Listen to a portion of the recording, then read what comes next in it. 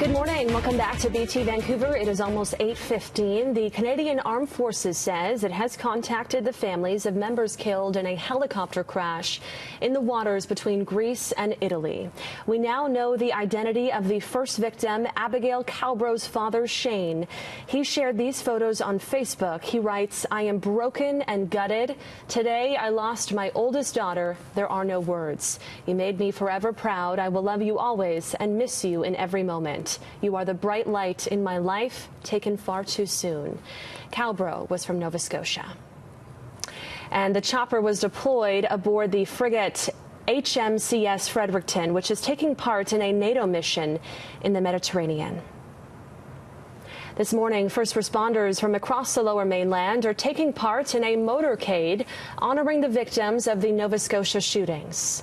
RCMP say they expect 70 to 100 vehicles to participate. It's expected to start at 10:30 a.m. from Guildford Town Centre parking lot. Every municipal police force from BC's Lower Mainland will be represented. 22 people died in the shooting spree in Nova Scotia. One person has died and more than 1,200 buildings are underwater, but officials say the Fort McMurray flood is heading in the right direction. Courtney Theriault has the latest. I think we're doing as good as we can. It's been a rough few days. Keegan Kerr and his pregnant wife were two of 13,000 Fort McMurray residents evacuated as floodwaters swamped the downtown core.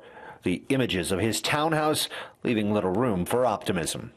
It's not looking good, unfortunately. The water is pretty high on our first floor in our townhouse there. My biggest concern is we were able to get everything up onto the second floor, but it looks pretty close to that as well. The flooding also claiming its first victim, a death north of Fort McMurray near the community of Fort McKay.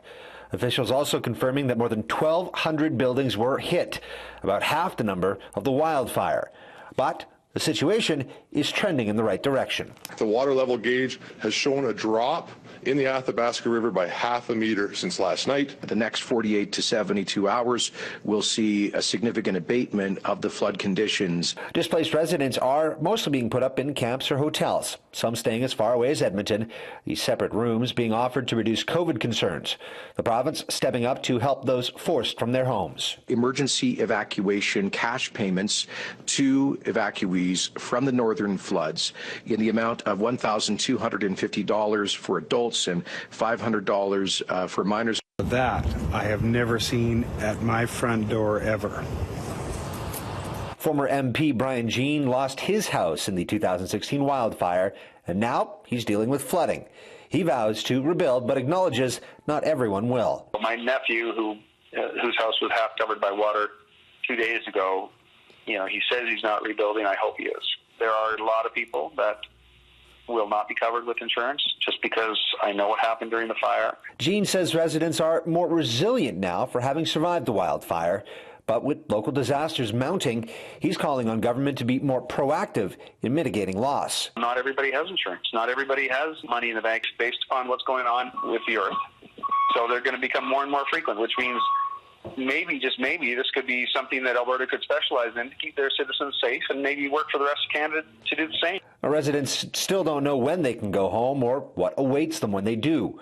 Many questions abound about the rebuild, especially after some insurers and contractors left them in the lurch after the wildfire. We're not really sure what, it's once again our new normal here, and we're just trying to figure it out. In Edmonton, Courtney Theriault, City News. All right, it is 8:18 now. A look at the COVID-19 numbers across Canada. Quebec has over 26,500 cases. Ontario over 15,700.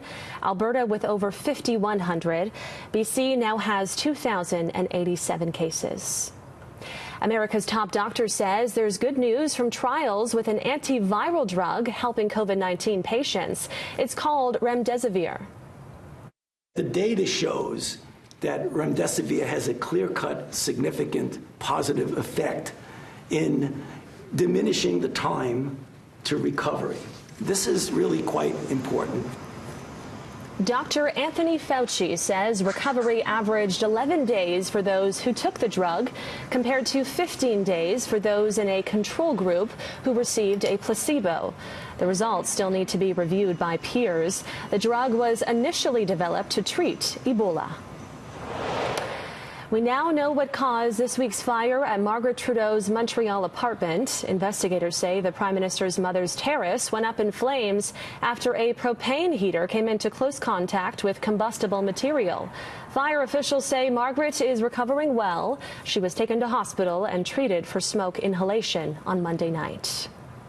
The House of Commons has passed a $9 billion aid package to support students and recent grads during the COVID-19 pandemic. Highlights of the package include up to $5,000 for students who volunteer to help amid the crisis. Students could be eligible to receive up to $1,250 a month between May and August. Many students have been struggling after losing part-time jobs. It's saying that, hey, we want to make sure that they're okay so that when this is all over or when life happens after COVID, regardless of how it looks like, we have people who are healthy, we have people who are happy, we have people who are enthusiastic to continue giving back to our economy. The plan also includes a doubling of student grants for low and income students. The Prime Minister and Alberta's beef producers say there is no risk to Canada's food supply chain. Those comments coming after COVID-19 cases were found at Canadian meat plants. Zhao Li speaks to the Food Inspectors Union, who says the priority must be focused on the safety of workers. Agricultural Canada is very much on this issue.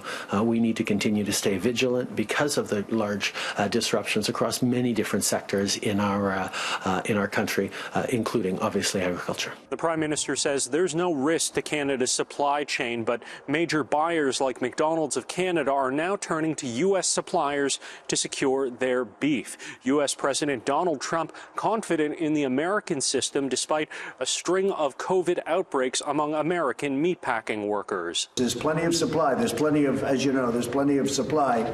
It's distribution, and we will probably have that today solved. It was a very unique circumstance because of liability. The U.S. president ordering meatpacking plants to stay open in the U.S. despite deaths among workers at plants in South Dakota, Washington State, and Colorado.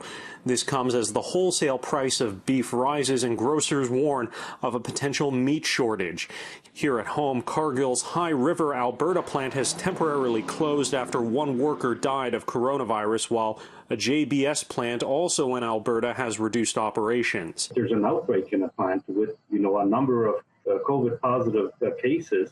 Then it's our opinion that a 2-week shutdown would allow that incubation period to determine who's positive and who's not positive for the plants to be able to open and with greater certainty if the folks that are going back into that workplace are negative COVID-19. The Agriculture Union represents Canada's food inspectors and says there needs to be closures after plant workers test positive. But Alberta beef producers say they're confident the supply chain won't see disruptions in getting food to market despite the changes. So what we're seeing in the plants that are operating now, they've made extensive changes within their plants in terms of creating more and better separation between the workers. They're adjusting their processing lines to do it. So the food industry has always been resilient, and the agriculture industry is resilient, and I think they'll make adjustments, and so I think they will be able to maintain. Now there is the question of what will happen to those cattle previously destined for slaughter. Those two plants mentioned represent close to 70% of Alberta's meatpacking capacity, and we've already seen crops like potatoes go to waste as the supply chain adjusts. But Alberta's cattle farmers say they'll just keep feeding their herds until the supply chain finds a new normal. In Ottawa, Xiao Li, City News.